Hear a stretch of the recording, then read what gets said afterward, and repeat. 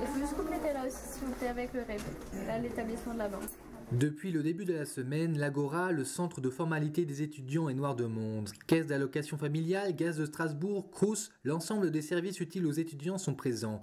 Pour eux, c'est un marathon de démarches qui s'engage et ça a un coût.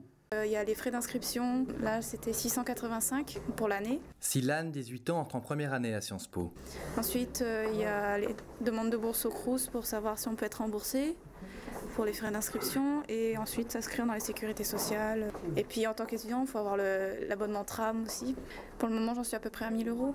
Jusqu'à 2500 € pour les étudiants non boursiers, plus 1,2% pour les frais d'inscription, une hausse du même ordre pour la sécurité sociale. Au total, toutes ces petites augmentations plombent le budget des étudiants. Pour joindre les deux bouts, chacun a sa solution. Camille est en master de l'histoire, elle cherche un petit boulot. Les cours en master sont complètement irréguliers, donc pour avoir un job régulier, c'est quasiment impossible, à part le week-end.